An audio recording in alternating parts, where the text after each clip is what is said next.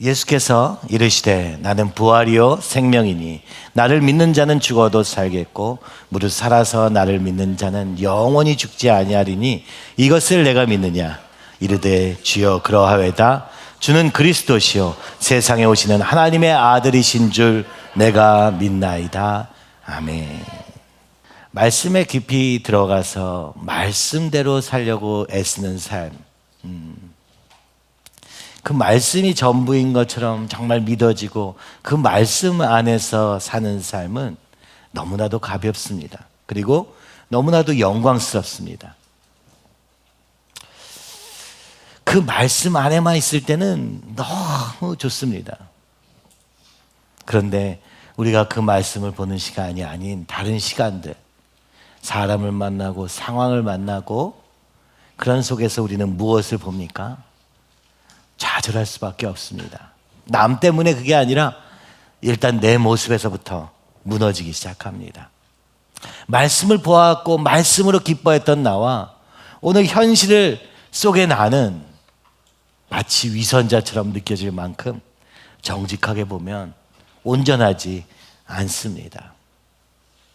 나만 그런 게 아니라 우리 모두가 다 이렇게 모여 있을 때 또 옆 사람의 약점이 보이고 또 그 안에 있는 욕심들이 보여지고 느껴져서 그냥 말씀에서만 살면 어떨까 그런 생각이 들 정도로 더럽고 그죠? 상한 이 세상을 보게 되는 것 같습니다. 이것이 참으로 우리 그리스도인들이 싸워야 될 싸움인 것 같습니다. 먼저는 첫째, 내가 말씀하는 들어가는 싸움이 있습니다. 뭐 살던 대로 살다 보니 이게 삶이겠거니 하며 사는 삶이 있다가 말씀이신 주님께서 찾아오셔서 그 주님을 만나는 순간 우리가 어떻게 할 바를 모르는 그죠? 놀라운 감격과 기쁨과 소망이 시작됩니다. 우리 휘대 형제도 6년 전에 그랬던 것 같습니다. 주님이 만나 주셨을 때 이 세상에서는 도저히 가질 수 없던 소망과 기쁨과 감격이 있었고 그 주님이 주시는 힘으로 말미암아 이제는 뭐든지 할 수 있을 것이라고 우리는 생각합니다. 그런데 이게 조금 시간이 지나면서 또다시 내가 살아서 역사하는 그 순간에 우리는 먼저 내 안에서 이 갈등을 보게 됩니다. 나 안에서 날마다 나는 죽고 날마다 나는 주님으로 사는 그 싸움, 영적 싸움이 시작됩니다. 처음에는 은혜로 말미암아 쉬운 싸움이었지만 시간이 지나가면서 이것은 더 처절한 싸움이 됩니다. 끈질긴 나와의 싸움이 시작되는 것이죠. 그런데 이것도 또 한 걸음 한 걸음 가다 보면 주님께서 우리에게 온전한 모습을 요구하지 않으시기 때문에 옆에 사람들, 가족 안에서 이 싸움을 싸우게 합니다. 또 가족이 구원을 받고 그가 돌아오고 그런 과정 속에서 그죠? 하나님과 이 세상 사이에 서서 어떻게든 주님께로 인도하려는 노력을 해보며 삽니다. 때로는 하나님께서 은혜를 주셔서 우리 가족들을 또 그 걸음으로 인도하시고 그래서 교회 안에서 한 가족이 있게 되는 놀라운 축복의 역사도 있게 됩니다. 그리고 또 그 은혜로 시작되는 걸음은 각자의 영적 싸움 안에서 그죠? 얼마나 치열하게 자기 부인을 해야 되는지 모르는 상황이 펼쳐집니다. 그래도 가족이니까 해야겠다고 생각할 때도 있었습니다마는 이것이 또 확장되어서 교회가 되어집니다. 그런 가정들이 모여서 교회를 이루니 어떻습니까? 이제는 더 복잡해집니다. 서로 다른 환경과 이해할 수 없는 성격들과 배경들 속에 있는 사람들이 만나가지고 모이니까 벌써 힘듭니다. 그러나 예수님의 사랑으로 인해서 또 그 하나 된 것을 어떻게 할 수 없어서 우리가 또 여기 안에 같이 있는 것이죠.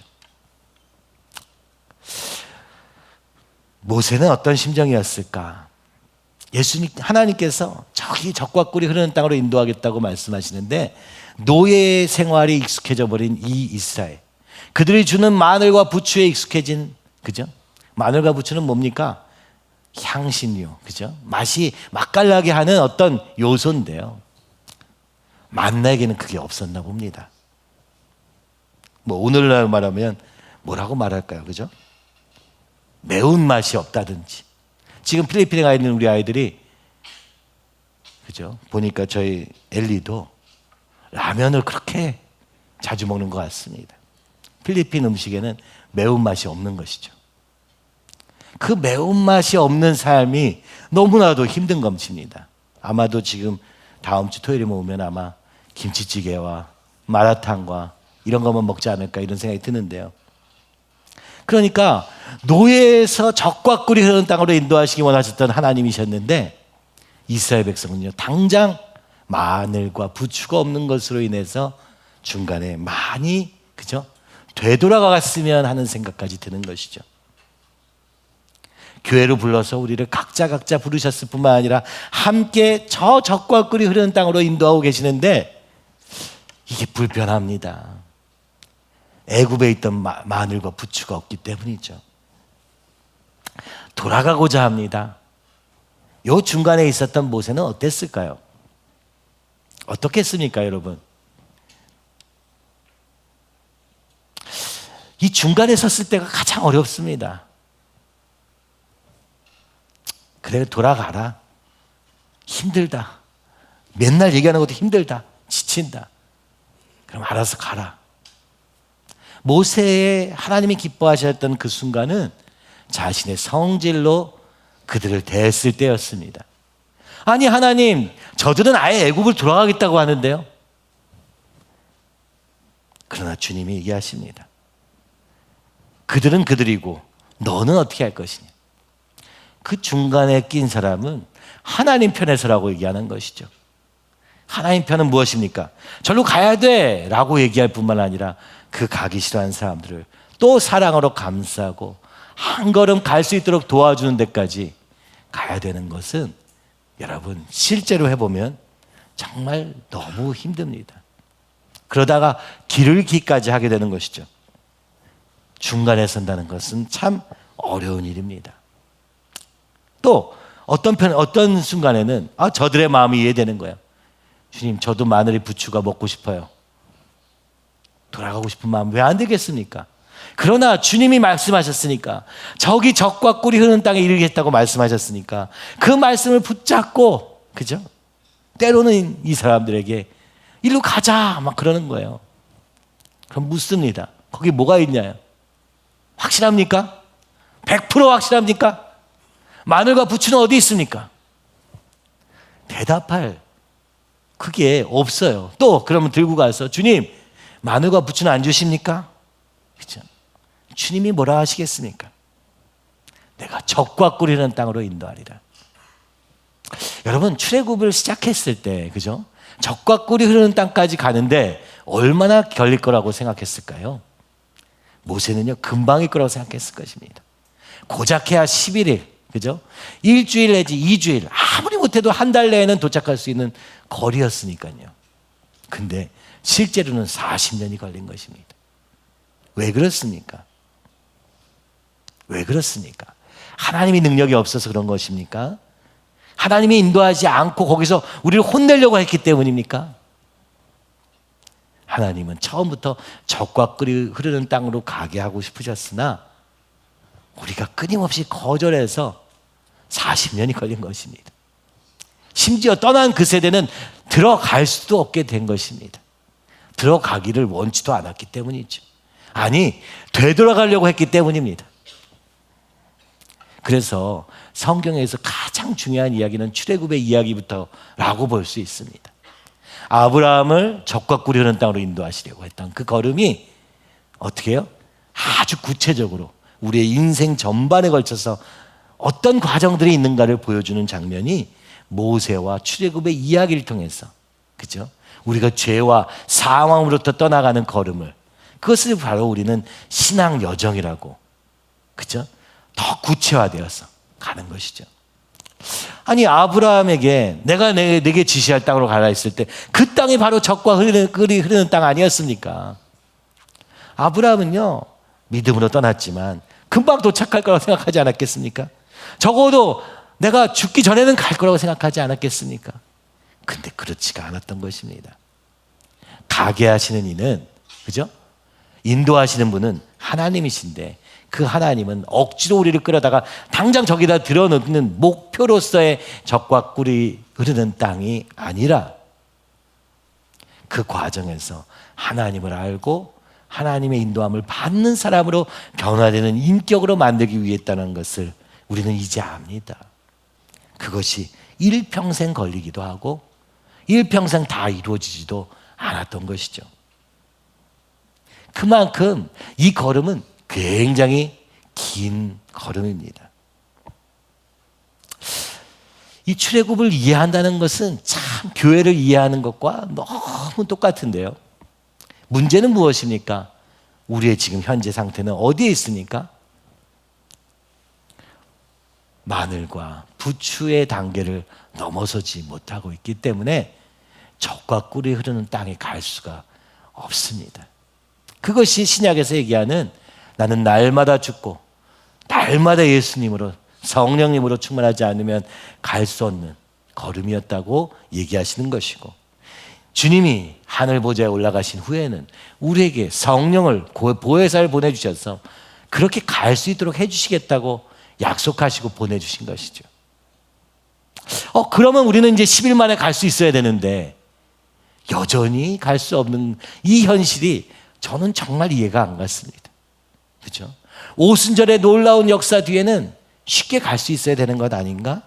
근데 그래, 오늘 우리의 한계 때문에 이 땅에서는 그렇게 10일 만에 확 옮겨지는 일은 없고, 오히려 이 걸음을 통해서 예수님을 알아가고 하나님을 알아가고 성령님의 인도하심을 받는 사람으로 우리의 인격이 성령의 인격으로 바뀌어가는 과정에 불과하다는 것을 보게 됩니다.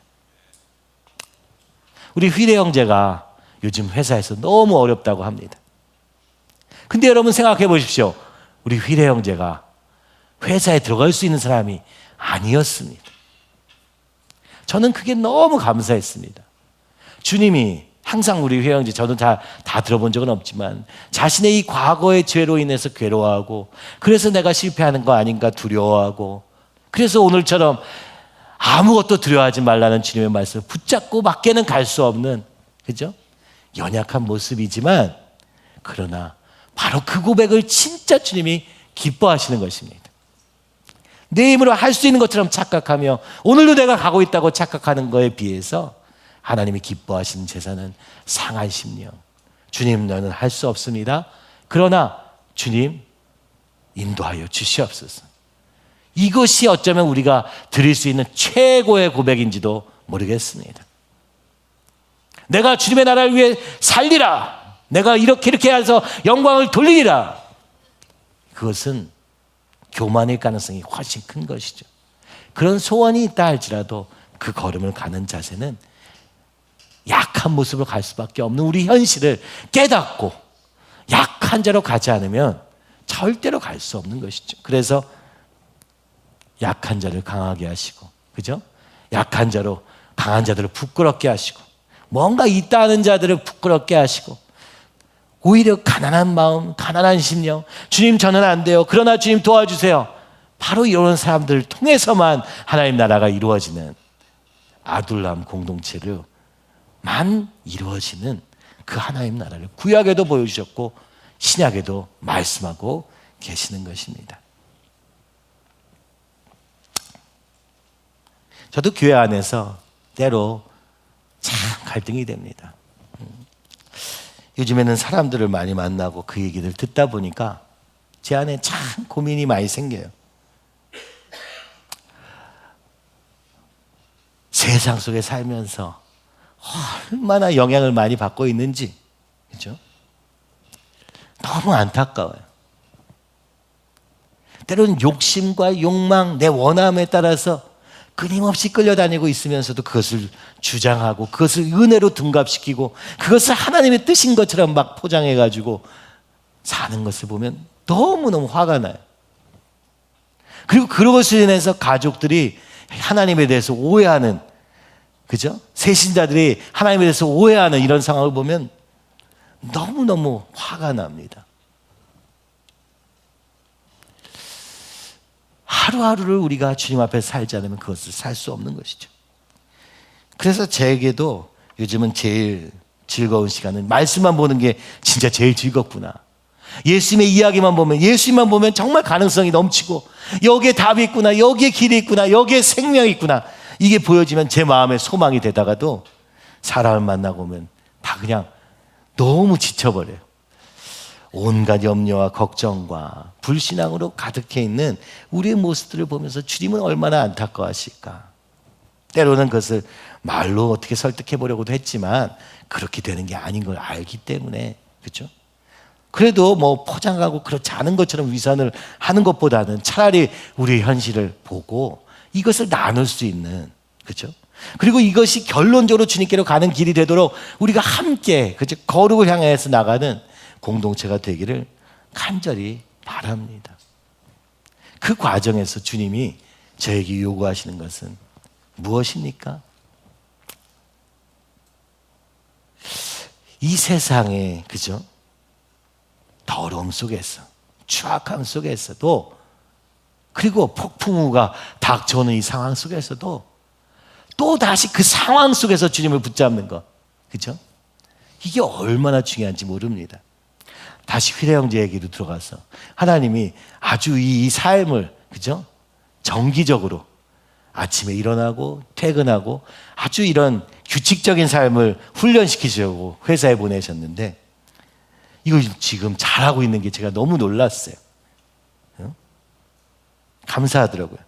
근데 이제 내 안에 있는, 그죠? 이 분노와 미움과 이것들이 막 지금 막 사람들 속에서 가까워지기 시작하니까 문제가 막 드러나는 걸 보면서 괴로워해서 또 얘기했다가 또 사랑방 안에서 얘기하다 보면 말씀으로 또 정리가 돼서 또 한 주를 버티고 또 다음 주에 오면 또 그것으로 괴로워하고 이런 모습 보면서 하나님이 일하고 계신다고 저는 확신합니다. 여러분, 이 싸움이 멈춰지는 게 문제지, 이 싸움이 없는 게 문제지, 이 싸움을 하고 있는 동안에 괴로운 것은 괜찮습니다. 날마다 주님의 말씀을 붙잡고 담대하게 주님께서 인도하신 것만 바라보며 주님이 다비심을 향해서 가고 있습니다. 나는 그렇게 될 수 없지만 주님을 향해서 달려가는 그 한 걸음의 한 걸음이 광야의 40년이었다는 사실을 우리가 기억해야 될 필요가 있습니다. 그리고 그것을 인도하는 저에게 주님이 요구하시는 것은 끊임없이 하나님의 말씀 앞에 무릎 꿇고 그 영광을 바라보되 또 오늘 우리 현실 속에 있는 이 더럽고 추악한 이 우리의 마음밭을 속에 함께 들어가서 그 속에서 또 한 걸음씩 인도하는 걸음으로 가기를 원하시는 그것을 요즘은 날마다 느끼고 있는 것 같습니다. 제가 왜 이렇게까지 얘기하느냐? 여러분, 이제 하나님이 여러분을 중간에, 그죠? 사람을 살리는 사람으로 부르셨다면, 교회를 세우는 사람으로 부르셨다면, 이제 나 혼자만의 싸움을 하던 때와는 좀 달라야 되는 거 아닙니까? 오늘 저렇게 믿음으로 한 걸음 가고자 하는 한 사람의 모습을 보면은 안타까이 여기면서 도와주고 기도하고 함께하는 자리로 가야 되는데, 이상하게도 우리에게, 그죠? 이제 좀 하나님이 사용한다 싶으면은 애쓰고 있는 사람을 봤을 때 어떻게 되는 거예요? 몇 마디 말로 잘하기를 바라게 되는 것이죠. 우리 자신도 그러지 못했으면서 이 걸음을 걷는데 이렇게 오랜 시간이 걸렸으면서, 그죠? 오늘 애쓰고 어떻게든 주님께로 가려고 하는 걸음을 폄하하고 조롱하고 비난까지 할 때 주님이 진짜 기뻐하실까? 여러분 생각해 보셔야 됩니다. 세상의 논리를 가져다가 여기서 이게 이래가지고 되겠냐는 둥, 세상의 염려와 근심과 걱정의 관점으로 이 믿음의 걸음을 또 공격하는 것이 정말 맞는지 여러분 기억해 보시기 바랍니다. 어떻게든 주님 앞에서 하는 걸음이 그래서 날마다 핍박 속에 조롱 속에 걸어가게 되는 것을 성경은 계속 얘기하고 있는 것이요. 그것을 이길 수 있는 유일한 길은 날마다 나는 죽고 주님이 사시는 길밖에 없다는 것을, 날마다 내 안에 올라오는 욕망과 욕심과 생각과 감정들을 또 십자가에 못 박고 가는 것 외에는 없다고, 그렇죠? 주님은 계속해서 이 얘기를 하고 계시는 것을 여러분에게 먼저 말씀드리고 싶습니다. 끊임없이, 그렇죠? 내가 주님 앞에 갈 길을 가지 않는 한, 주님이 지금 내게 말씀하신 게 들리지 않는 한, 다른 사람과 상황으로 인해서 우리는 자꾸 넘어지게 되는 것을 보게 됩니다. 넘어지는 건 당연하고요. 넘어졌다면 이제 다시 주님으로, 예수의 이름으로 일어서는 그 걸음이 필요합니다. 근데 이제 좀 살만해지면 세상에서 무엇으로 살 수 있는 것처럼 착각하면서 또 주님을 놓치는 거 너무 안타깝습니다. 우리가 지금 요한복음을 보고 있는데요. 요한복음은 그냥 모든 것이 예수님에 대한 얘기인 것입니다.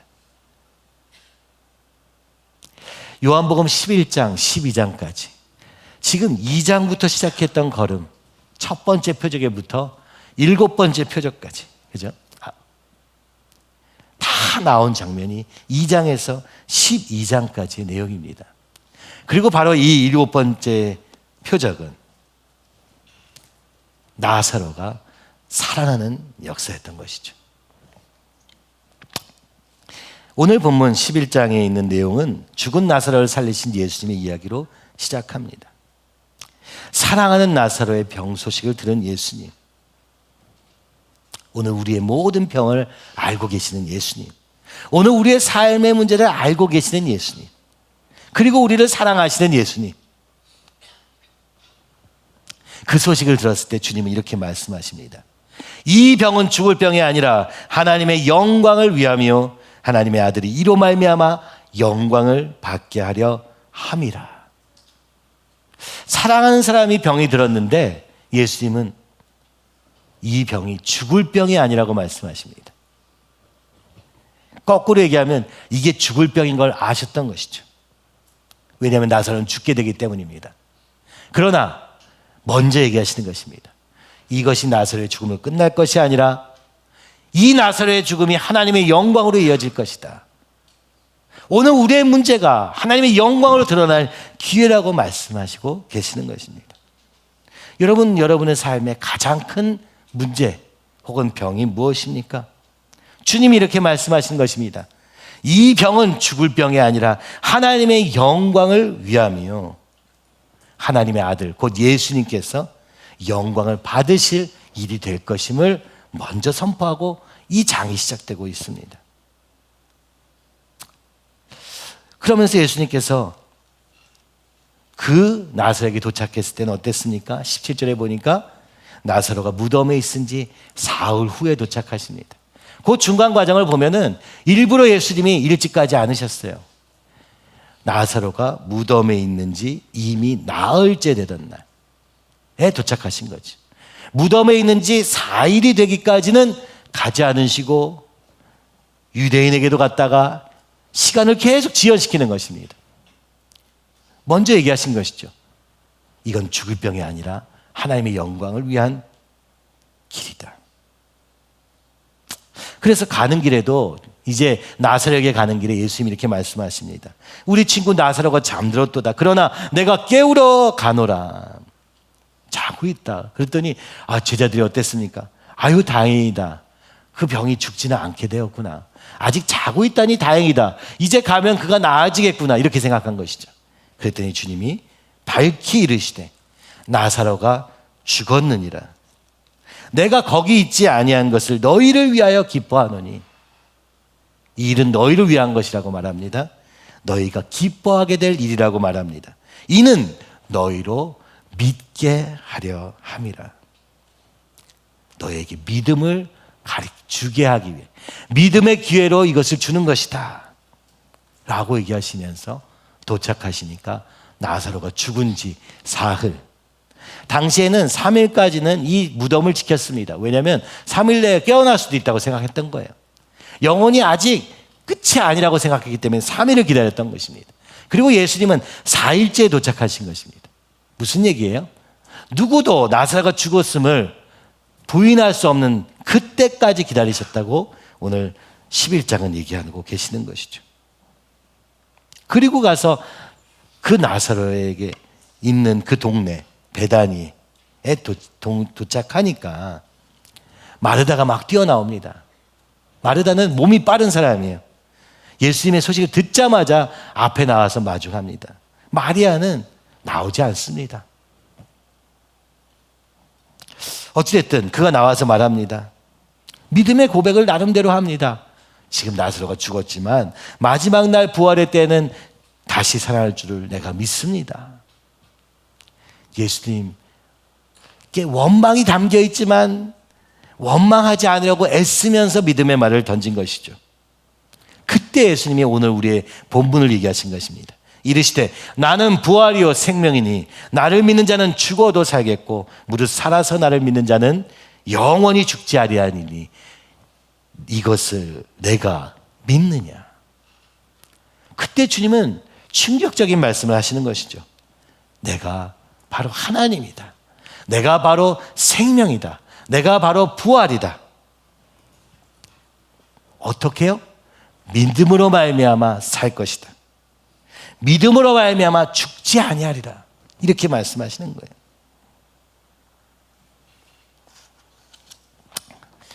이 장에서 물을 포도주로 바꾸셨어요. 성질이 완전히 다른 것을, 그죠? 물이 포도주가 될 수가 없어요. 우리가 화학을 아니까 화학 시기에 원소가 부족합니다. 그러나 근본적인 변화를 일으키실 수 있는 예수님으로 물을 포도주로 바꾸신 사건에서 시작해서 두 번째, 세 번째 왕의 신하의 아들과 38년 된 병자를 고치시는 하나님이신 예수님, 그죠? 그리고 나서 떡을 제공하시는 생명의 떡 되시는 예수님을 증거하기 위해서 떡으로만 살 것이 아니라 하나님의 말씀으로 사는 것이다 라는 걸 보여주기 위한 오병이요.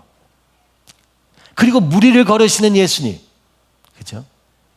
물은 우리가 아까 봤던 것처럼 폭풍이 있기도 하고 파도가 있기도 하고 어둠의 권세를 상징하는 이 무리를 유유히 걸어가고 계신 예수님, 바로 사단의 권세 위에 계신 예수님을 보여주기도 하시며 도저히 메시아 아니고는 하나님이 아니고는 고칠 수 없다고 여겨졌던 맹인의 눈을 열어주시는 역사, 그리고 이 마지막 나사로를 살리신 기적으로 최종적인 표적의 7가지 표적을 완성시키고 계시는 예수님을 보여주십니다. 예수님은 우리를 근본적으로 변화시킬 수 있음을 보여주시며 물과 성령으로 나지 않으면 하나님 나라에 들어갈 수 없느니라 말씀하시고 38년 된 병자도 고치시고 소경도 고치시고, 그죠? 떡도 주시고 죄와 사단의 권세도 우리의 풍랑 속에서도 지켜주시는 예수님을 다 보여주신 후에 마지막으로 지금 보여주시는 이 그림은 죽은 자를 살리시는 예수님을 보여주고 계시는 것입니다. 그렇죠?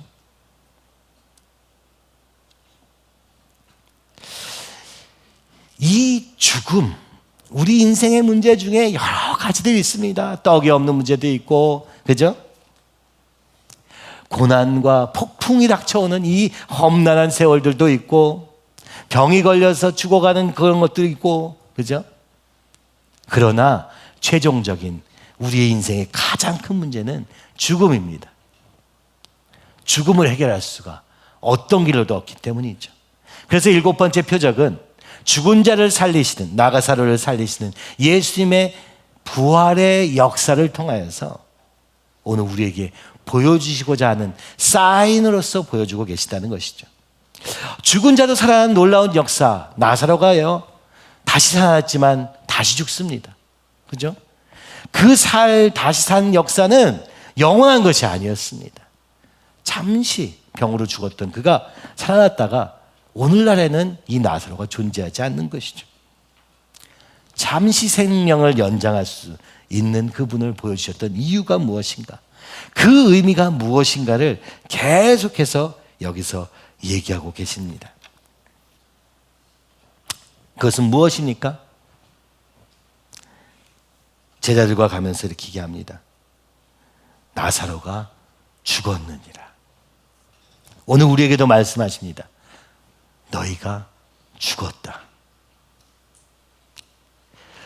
완전히 죽기까지 기다리신 거예요. 우리 인생에서요 이런 겁니다. 주님 없이도 잘 살 수 있을 것 같아요. 돈만 있으면 잘 살 것 같아요. 화목한 가정만 이루면 될 것 같아요. 그래서 아직 안 죽었다고 믿습니다. 아직 그냥 병들었을 뿐이야. 고칠 수 있어. 고쳐질 거야. 괜찮아질 거야. 노력하면 돼. 애쓰면 돼. 사단이, 세상이 주는 방법 가운데서 최선을 다하면 돼. 우리가 이렇게 믿습니다. 이것은요, 병든 상태입니다. 근데 이 사랑하는 나사로에게는 언제까지 기다리셨습니까? 죽을 때까지 기다리셨습니다.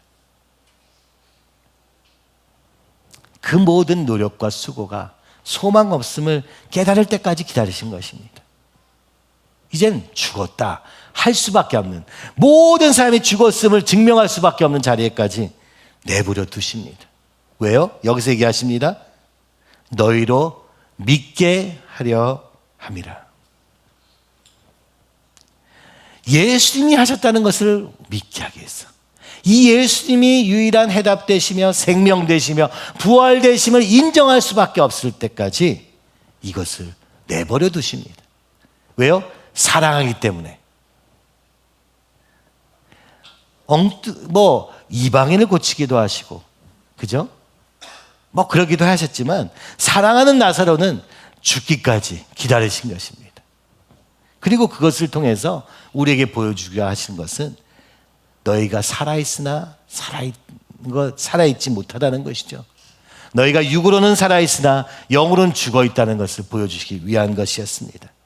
그리고 그 주님께서 생명의 주님, 부활의 주님이 되신다는 것은 바로 이 십자가 위에서 죽으시고 부활하심으로 말미암아 우리를 죄와 사망에서 건지셔서 우리의 영혼이 살아나게 하실 것을 보여주시는 사인으로 지금 보여주고 계시는 것입니다. 육체가 살아있었으나 이제 육체가 죽었습니다. 그리고 이 육체가 예수님을 말미암아 살아났습니다.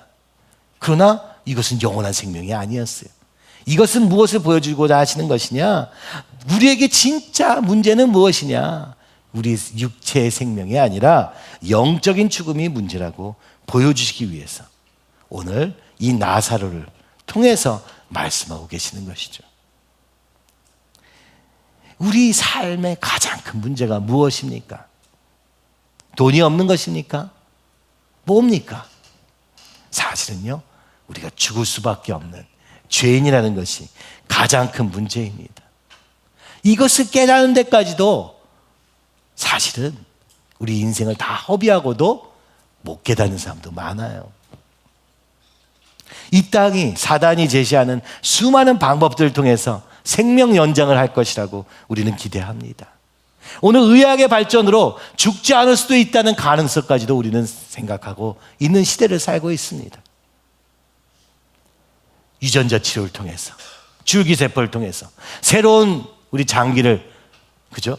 다 교체하면 영원히 살 수 있는 것 아닌가? 그러나 문제는 무엇입니까? 우리가 육체가 영원히 살더라도 문제는 무엇입니까? 우리의 영혼은 죽어 있는 것입니다. 죄로 말미암아 죽은 우리의 영혼을 보지 못하는 것을 주님이 보여주시기 위해서 육체의 부활을 통해서 영의 부활을 지금 보여주고 계시는 것입니다. 여러분, 오늘 우리의 인생의 문제를 통해서 예수님을 믿게 하려 함이라. 즉, 오늘 우리 육체는 죽더라도 우리 영혼이 살아나는 역사가 있기를 간절히 소원합니다. 우리는 언젠가 어차피 병으로든 아니면 어떻게든 죽을 수밖에 없습니다. 그것은 우리가 할 수 있는 게 제한적이에요. 최선을 다해야겠지만 말입니다. 또 때로는 나사로처럼 죽은 자도 살리시는 예수님의 역사가 오늘 이 땅에도 벌어질 수 있습니다. 그러나 더 중요한 것은 우리 영혼이 살아야 되는 것입니다. 영혼이 살아서 영원한 생명을 얻는 것이 진짜 문제인 것입니다. 이 시간 동안에 영생을 얻는 것이, 믿음으로 말미암아 영생을 얻는 것이, 하나님이 세상을 이처럼 사랑하사 독생자를 주셨으니 이는 저를 믿는 자마다 멸망치 않고 영생을 누리게 하려 함이라. 바로 이 영생의 주님이 오셨다고 지금 보여주고 계시는 것입니다. 아무리 봐도 모르는 그들에게 육체의 죽음을 맞이한 나사로를 통해서 지금 보여주고 계시는 것이죠. 여러분, 이것을 우리가 정말 깨닫기를 간절히 소원합니다. 우리의 문제는 영혼의 죽음의 문제입니다.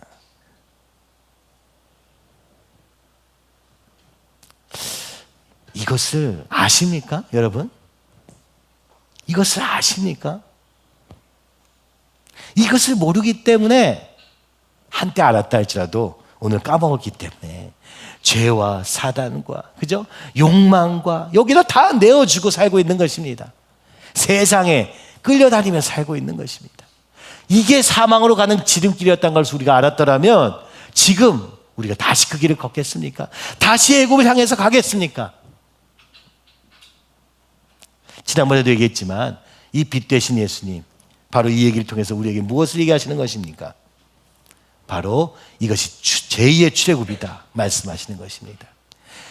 제 첫 번째 출애굽은 애굽에서부터 가나안 땅까지, 이것을 통해서 보여주고자 하셨던 것은 예수님을 통해서 우리가 하나님 나라에까지 이르는, 그죠? 성령 충만하여 하나님의 명령을 따라 순종하는 백성이 되는 온전한 하나님의 통치가 이루어지는 하나님의 나라가 이르는 걸음을 보여주기 위해서 출애굽을 보여주셨다면, 지금 예수님을 통해서 죄와 사망, 죄로 말미암아 사단의 종로를 탈 수밖에 없고, 그죠?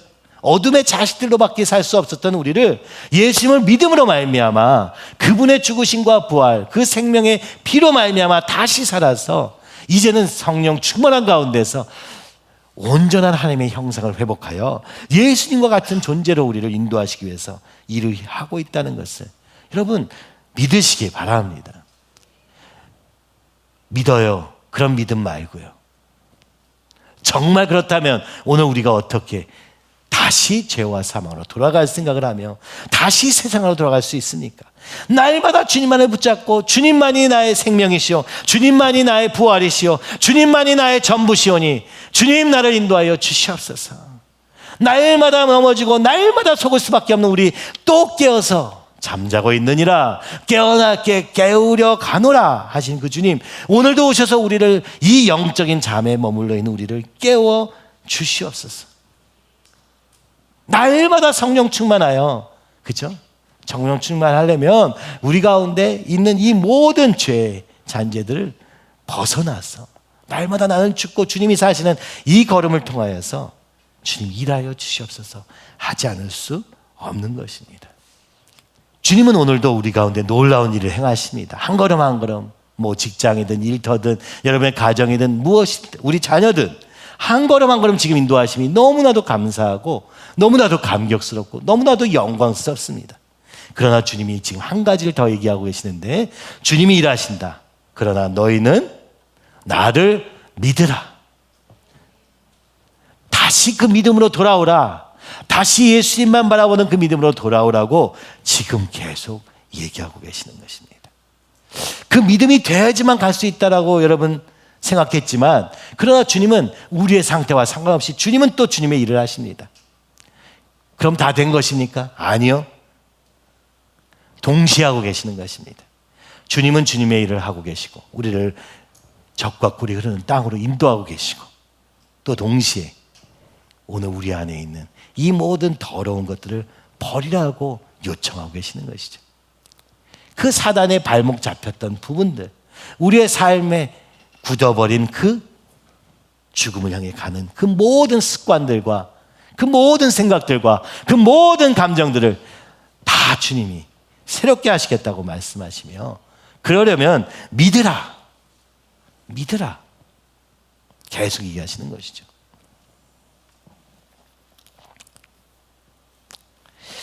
이 나사로를 살리신 예수님, 근데 역설적이게도 예수님은 죽게 되셨습니다.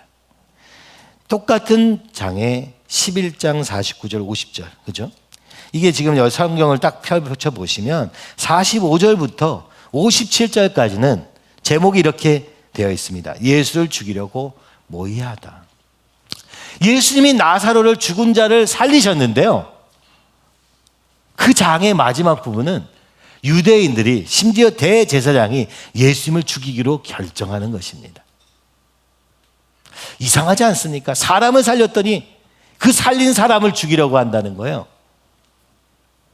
이 역설이 존재하는 것이죠. 남은 살렸는데 자신은 죽어야 되는 예수님. 도대체 이게 무슨 얘기입니까? 그것은요, 지금 진짜 살아야 될 생명은 우리의 육체의 생명이 아니라 예수님의 십자가의 죽으심과 부활을 통해 이루신 우리가 전혀 알지 못하는 영적인 부활, 그렇죠? 죽었던 우리의 영혼이 살아나는, 죄로 말미암아 죽었던 우리의 영혼이 살아나는 놀라운 역사를 위해서 오셨다는 것을 유추할 수 있도록 지금 적고 있는 것이죠. 그러니까 2장에서부터 12장까지의 이 표적들은 예수님이 바로 하나님이시라는 것을, 그 하나님이 무엇을 하기 원하시느냐, 고치시고 변화시키시고, 그죠? 이 사단의 권세를 물 위를 걸으시고, 감겼던 눈이 열리고 죽었던 영혼이 살아나는 놀라운 역사를 이제 13장부터 예루살렘에 들어가면서부터, 그죠? 십자가의 길을 걸어가는 그 걸음을 통해서 하실 일이 무엇이냐? 바로 2장에서 12장까지 7표적의 역사인데, 이것은 눈에 보이는 역사가 아니라 눈에 보이지 않는 영적인 역사라는 것을 얘기하고 계시는 것이죠. 그래서 이제 13장부터는 예수님이 어떻게 십자가의 길을 걸어가시는가를 조명하고 있는 것입니다. 그리고 2장에서 12장까지의 이 모든 7가지 표적들과 5가지 나는 누구다를 통해서 얘기하신 게 무엇입니까? 바로 예수님을 믿음으로 말미암아 의롭게 되는 것. 그 예수님이 빛 되시고, 그 예수님이 바로 그 떨기나무의 생명의 주님 하나님이심을 얘기하시며, 그 아들이신 예수님은 하나님의 뜻을 따라 순종하는 걸음으로 하나님의 뜻을 이루기 위하여 지금 십자가의 길을 걸어가시고, 그 십자가를 통해서 이루실 것이 고치시고 먹이시고 물 위를 걷게 하시며, 그리고 우리의 눈이 열려서 영적인 눈이 열리고 영적인 생명이 살아나는 역사가 일어날 것임을 지금 이 7가지 표적을 통해서 얘기하고 있는 것입니다. 특별히 요한복음은 예수님이 어떻게 살아가고 계시는가를 초점 두지 않고, 그죠? 그 예수님이 걸어가신 걸음의 의미가 무엇인가를 아주 명확하게 쓰고 있기 때문에, 그죠? 초신자들이 읽어야 될 첫 번째 책은 바로 요한복음인 것입니다. 심지어 12장에는 예수님께서 예루살렘의 성에 들어가신 장면까지 포함되어 있는데요, 다른 성경에서는 왕이신 예수님이 예루살렘 성, 그 약속의 땅에 들어가시는 그 예수님을 영광스럽게 표현하고 있지만, 요한복음은 그렇게 중요하게 여기지 않습니다. 왜요? 진정한 왕은 십자가의 왕이시기 때문에 예루살렘에 들어가는 걸음은 비록 호산나 다윗의 아들이여 외치는 걸음이 있지만, 그러나 그 상징보다 더 중요한 것은 바로 십자가와 부활로 이루어지는 하나님의 왕국을 강조하고 있다는 것을 볼 수 있습니다. 오히려 12장 12절에서 19절까지, 그죠? 예수님의 들어가심을 얘기하고 나서 20장을부터, 그죠? 한번 여러분 성경을 한번 쫙 이렇게 펴시면 12장이 쫙 보이죠? 그죠? 12장의 1절부터는 향유옥합을 부은 여인의 이야기를 통해서 예수님을 사랑하는 그 사랑으로 말미암아 예수님의 십자가와 부활을 기념하는 한 여인의 모습이 보여지면서, 알아서 한 게 아니라 사랑함으로 했다는 것을 먼저 보여주시고, 그러나 예수님이 예루살렘에 나귀를 타시고 왕으로 들어가신 장면이 나온 바로 직후에 20절 이하에 뭐라고 합니까? 인자가 들려야 하리라. 바로 십자가에서 죽으시고 부활하심으로 이루실 그 하나님의 역사를 바로 얘기하시는 것이죠. 오히려 이것이 훨씬 더 장면이 길죠. 20절부터 36절까지 얘기하고 있는 것이죠. 중요한 것은 들어가신 게 아니라 왜 들어가시는가? 죽기 위해요. 부활하시기 위하여 들어가신다고 얘기하고 있는 것입니다. 그럼 우리의 죄를 위해서 이렇게 죽으시고 부활하신 예수님 믿으면 된다고 계속 얘기하고 있는데, 요한도 근데 37절부터는 말합니다. 믿지 않더라. 믿지 않더라.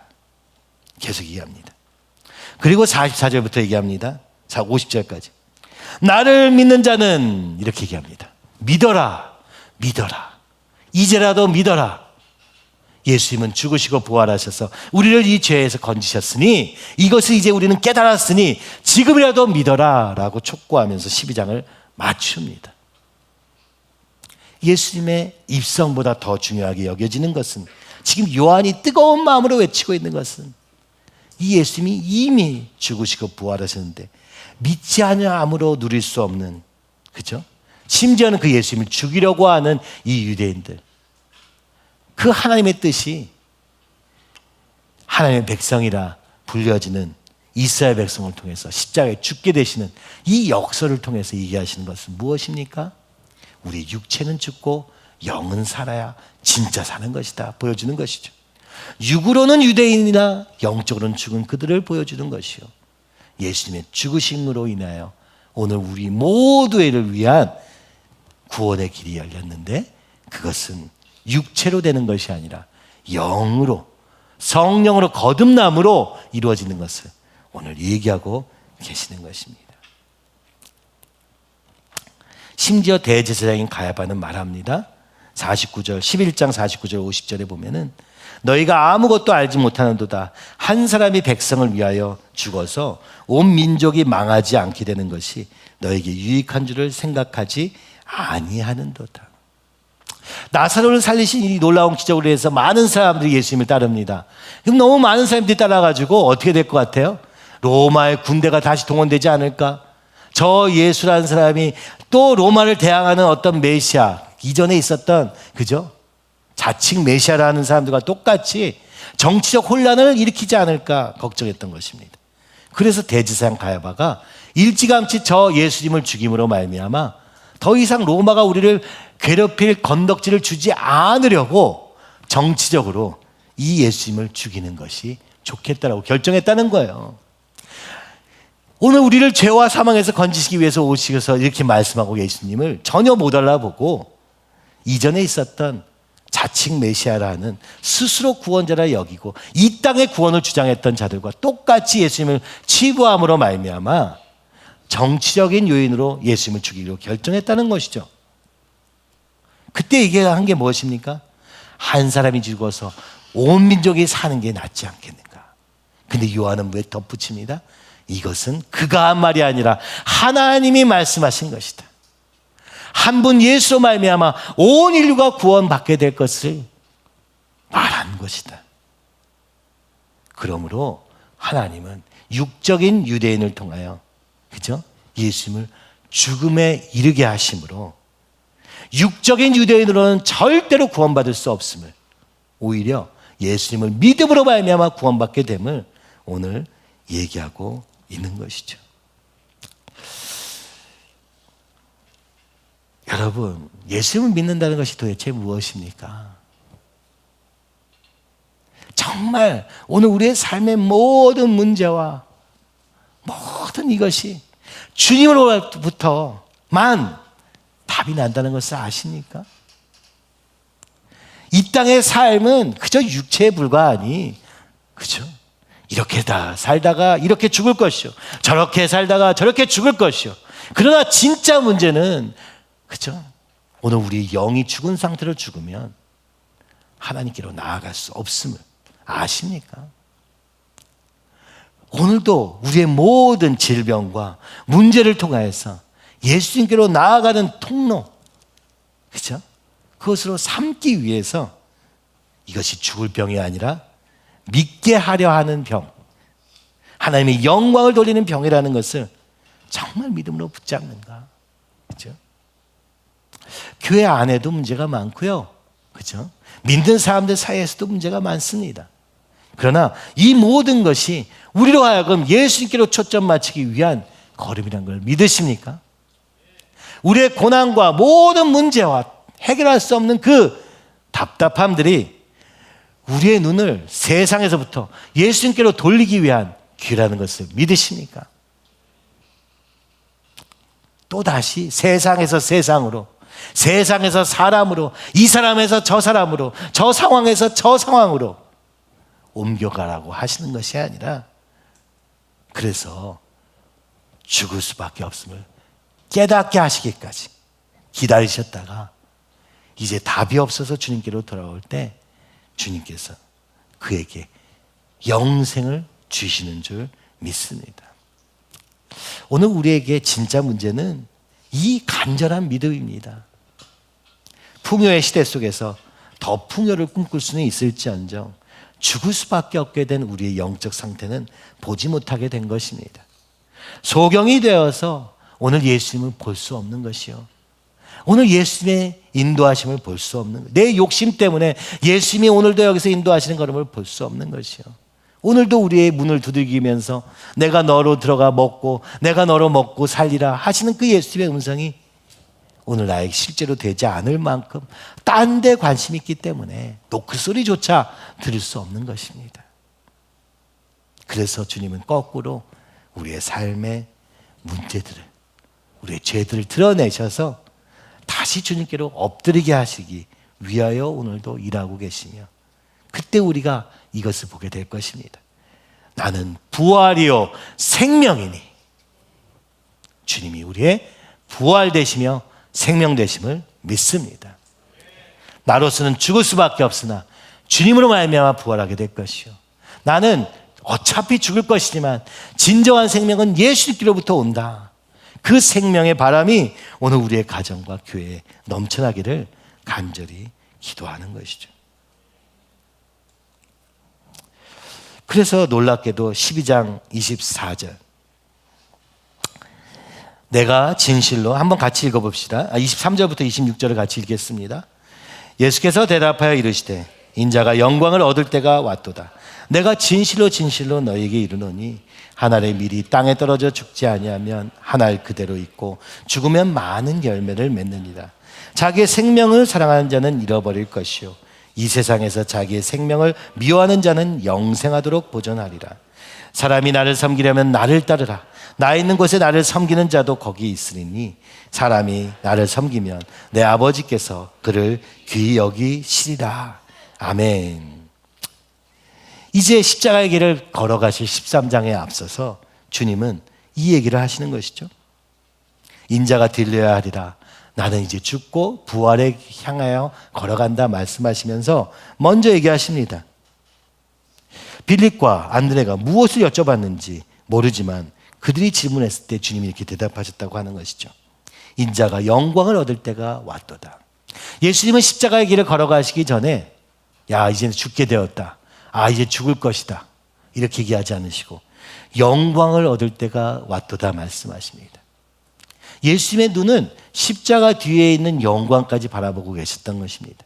십자가로 인해서 죽고 부활로 말미암아 살아 하늘 보좌에 앉으실 것까지를 바라보시고 지금 말씀하고 계시는 것이죠.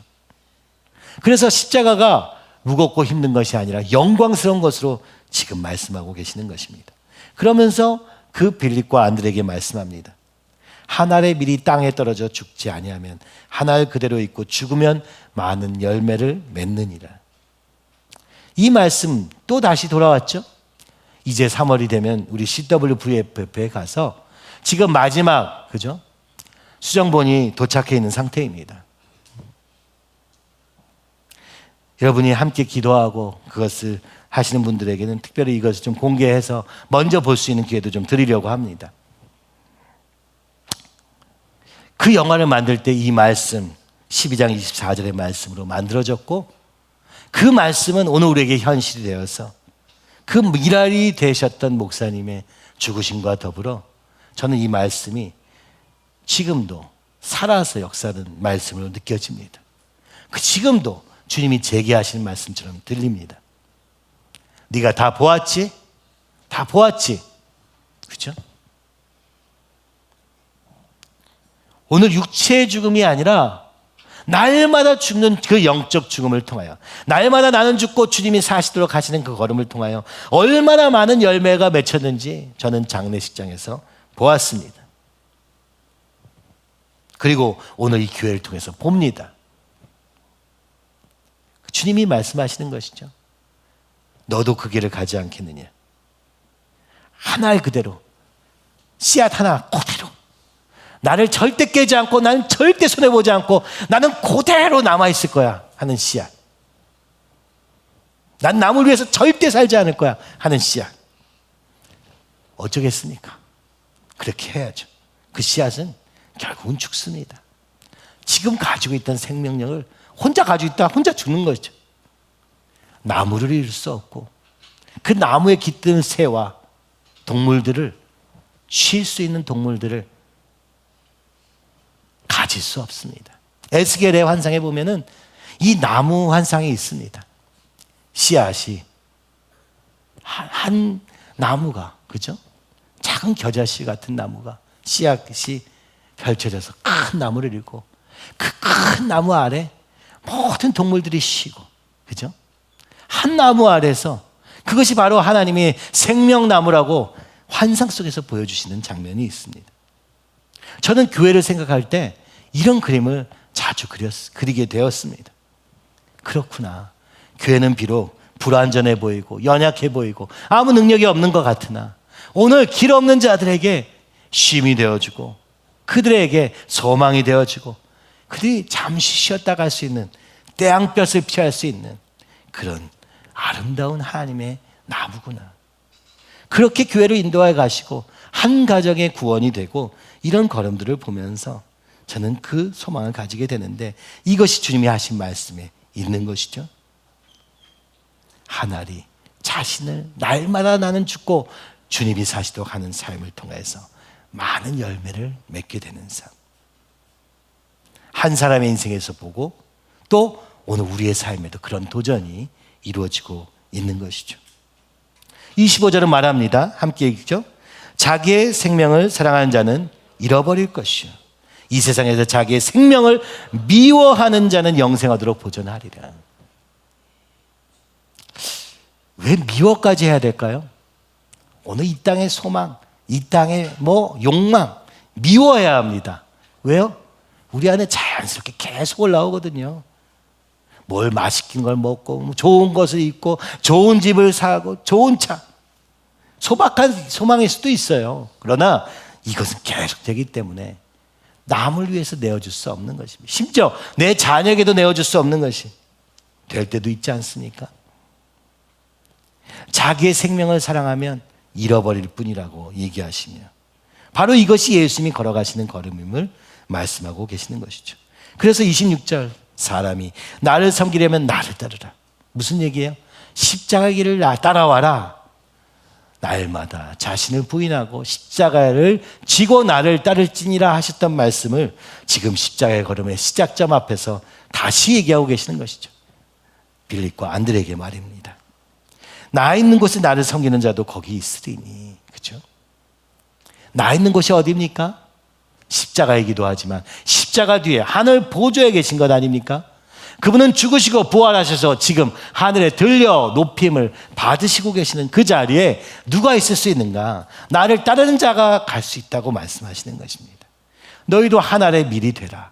내가 그 하늘의 밀을 걷는 것이요, 오늘 우리가 이 어두운 세상에 빛 대신 주님을 전하는 하늘의 밀알로 드려지기를 주님이 명령하시고, 이것이 얼마나 놀라운 일인지, 사람이 나를 섬기면 내 아버지께서 그를 귀히 여기시리라. 하나님께서 높이실 것이다. 이렇게 말씀하고 계시는 것입니다. 12장 32절은 이렇게 말합니다. 내가 땅에서 들리면 모든 사람을 내게 이끌겠노라. 그 주님의 부활 사건 이후에 모든 사람이 예수님을 통하여 하나님께로 나갈 수 있는 길이 열릴 것임을 말씀하시고, 36절, 너희가 아직 빛이 있을 동안에 빛을 믿으라. 그리하면 빛의 아들이 되리라. 빛 대신 주님을 믿으면 빛의 아들이 될 것이라고 약속하시며, 이 십자가의 걸음이 무슨 걸음인지를 오늘 우리에게 보여주고 계시는 것입니다. 그래서 나사로를 살리신 예수님은 오히려 죽으시게 되었습니다. 그래서 유대인들도 조롱합니다. 그 나사로를 살리던 자가 왜 십자가에서 자신을 구원하지 못하는가 묻습니다. 왜요? 그들은 맹인이 되어서 볼 수 있는 것이 고작 육체밖에 없었기 때문입니다. 그 위에 있을 부활의 영광을 알지 못하였기 때문에 그들은 그럴 수밖에 없었습니다. 그러나 주님은 말씀하십니다. 너희는 어떻게 살겠느냐? 우리는 이미 십자가를 보았습니다. 부활의 결과를 압니다. 오늘도 우리는 그 주님을 직접 본 적이 없으나 성령께서 우리를 찾아오셔서 만나주시고 오늘 이 자리에 있는 것입니다. 그렇죠? 그렇다면 어떻게 해야 되겠습니까? 진짜 영광을 얻기 원한다면, 그 하나님의 영광을 보기 원한다면 주님이 걸어갔었던 걸음을 함께 걷는 것입니다. 그것은 십자가의 길입니다. 그러나 그 십자가는 뒤에는 영광이 있는 것이죠. 하나님의 영광이 있는 것입니다. 젖과 꿀이 흐르는 땅이 있는 것입니다. 그러므로 오늘 우리가 저기까지 봐야 될 줄로 믿습니다. 하나님의 영광을 보리라. 믿는 자는 하나님의 영광을 보리라 하지 아니하였느냐? 주님이 묻습니다. 그렇죠? 요한복음 11장 거기에 나오는 말씀이죠. 요한복음 11장 40절에 보면 이 마르다가 예수님께 와서 주님이 빨리 오셨으면 이 나사로가 죽지 않았을 텐데 왜 이렇게 늦게 오셨습니까? 그러나 마지막 날 부활할 때 이 그가 살아날 것을 믿습니다 했더니 예수님께서 내가 부활이요 생명이니 나를 믿는 자는 죽어도 다시 살 것이요 부활할 것이요 무릇 살아서 나를 믿는 자는 영원히 죽지 아니하리니 이것을 내가 믿느냐라고 묻습니다. 마르다에게 하신 질문입니다. 그랬더니 그가 말합니다. 뭐라고 하십니까? 주여 그러하이다. 주는 그리스도시요 세상에 오시는 하나님의 아들이신 줄 내가 믿나이다. 아멘. 이게 마르다의 대답이었어요. 마리아의 대답이 아니었습니다. 마르다의 대답이었어요. 그렇죠? 바로 성령께서 역사하신 순간이었던 것이죠. 주님께서 만나주신 것입니다. 그리고 깨달은 것입니다. 하나님의 아들이십니다 라고 자신의 신앙으로 믿음을 고백할 때 이 마리아는 구원을 얻게 되는 것이죠. 그 다음에 마리아가 옵니다. 울면서 나옵니다. 주님, 나사로가 죽었는데, 그죠? 주께서 여기 계셨더라면 내 오라버니가 죽지 않게. 똑같은 반응이에요. 우리 모두 다 이런 반응을 할 수밖에 없어요. 문제 앞에서, 죽음 앞에서 이럴 수밖에 없어요. 그러나 그것을 보시고 예수께서 그가 우는 것과 33절에 보니까 또 함께 온 유대인들이 우는 것을 보시고 마리아가 울고 있습니다. 유대인들이 울고 있습니다. 근데 이 눈물은 다릅니다. 심령의 비통히 여기시고 불쌍히 여기사. 불쌍히 여기셨어요. 이 나사로의 죽음을 불쌍히 여기시고, 그죠? 그들의 마음에 공감도 하셨지만 한편으로는 이 마리아가 유대인들과 똑같이 우는 것을 보면서 비통히 여기셨습니다. 화가 나셨습니다. 책망하셨습니다. 그러면서 얘기하신 장면이 뭡니까? 11장 40절. 내 말이 네가 믿으면 하나님의 영광을 보리라 하지 아니하였느냐? 네가 나를 믿었으면 하나님의 영광을 볼 것이다. 이미 얘기하지 않았느냐? 그리고 이 나사로를 불러내십니다. 왜 이런 얘기를 하셨습니까?